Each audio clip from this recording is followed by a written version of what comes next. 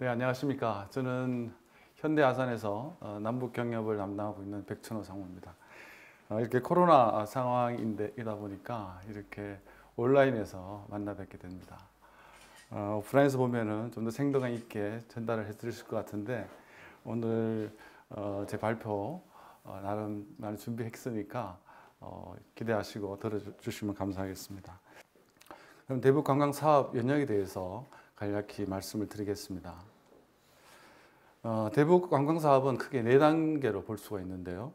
우선 도전의 시기, 그러니까 1989년부터 98년까지 정주영 회장께서 89년도에 민간인은 처음으로 평양을 방문해서 금강산 관광 사업에 의정서를 제기를 했는데 그 이후로 한 10년간 그 답보 상태가 있었습니다.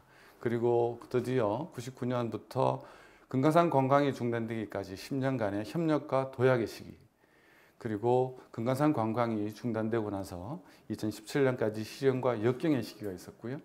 그리고 2018년 남북 정상의 정상회담을 시작으로 해서 새로운 희망의 시기, 그리고 지금 다시 현재는 평화와 번영으로 가느냐 아니면 실현과 역경이 지속되느냐, 이런 갈림길에 지금 있는 시기인 것 같습니다.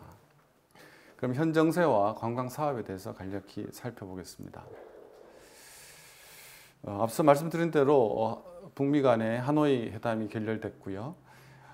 그리고 스톡홀름 실무에서 접촉에서도 성과가 없었기 때문에 현재 남북 관계의 관광 사업은 더 이상 진척되지 못하고 있습니다.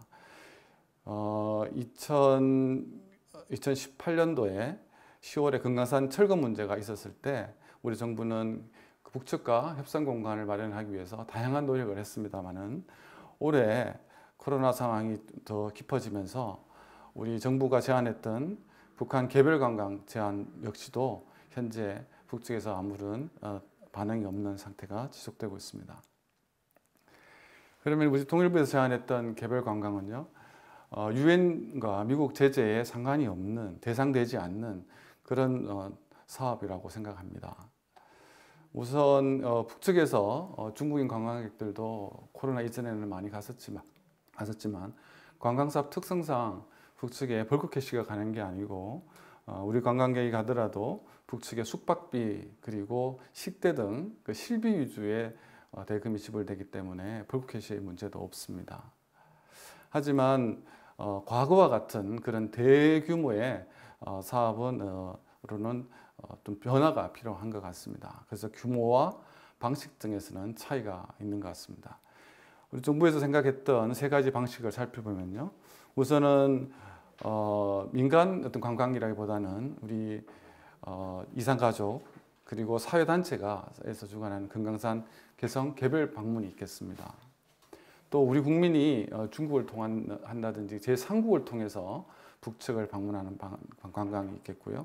또 하나는 지금도 코로나 상황 때문에 중단되어 있지만 외국인 관광객들이 상당수 평양을 방문하고 있습니다. 그래서 그분들이 평양을 공유해서 개성 또 금강산을 통해서 남쪽으로 내려오는 이런 연계 관광도 생각해 볼 수 있겠습니다. 하지만 역시나 이런 모든 관광의 구상들은 현재 코로나 문제가 깊어지고 있기 때문에 아직 진행되지 못하고 있고요. 물론 북측도 코로나 상황 이후에 국경을 철저히 봉쇄하고 있기 때문에 지금 현재 이 단절 상황은 한동안 지속될 것으로 예상됩니다. 그러면 현대 관광 사업권과 대해서 살펴보겠습니다. 현대가 가지고 있는 관광 사업권 현황입니다. 먼저 금강산 관광입니다. 금강산 관광은 1998년도에 금강산 사업에 합의가 체결됐고요. 그리고 2002년도에 토지 이용증을 수령했습니다. 그 이후에는 통천과 원산 관광 관련해서는 2000년도에 현대는 북측과 북한의 명성지에 대한 주요 관광에 대한 합의를 체결했고, 그리고 통천, 원산 지구를 잇는 협력사업 합의서를 체결하게 됩니다. 이를 통해서 금강산 지역 외에도 원산까지 그 사업 지역을 확대하게 됩니다. 지금 금강산 지역을 보시면요, 여기가 금강산 인근인데 여기에 한 400만 평 정도 됩니다. 이 400만 평은 이미 개발되어서 운영을 하고 있었고요. 그리고 여기에 통천지구와 시중호, 동정호, 원산을 잇는 이런 금강산 원산 개발 계획을 저희가 현대가 이미 수립을 해서 북측에 이미 전달해 놓은 그런 상황입니다. 그리고 2000년에 현대와 북측이 맺은 그 합의에 따라서 개성, 백두산, 묘향산 등 북측의 주요 명승지 관광 사업에 합의가 있었고 또 그걸 근거해서 개성 관광이 시작이 됐었습니다.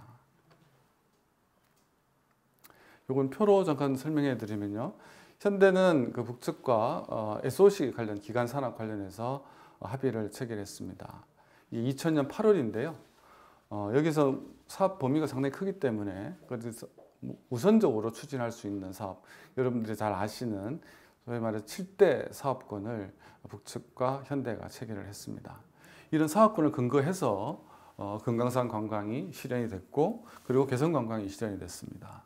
그리고 백두산 관광은 합의가 되었었는데 상황이 중단되는 상황이고 또 이런 경제협력 사업권과 이런 사업권 합의에 따라서 개성공업지구도 개발이 되었습니다.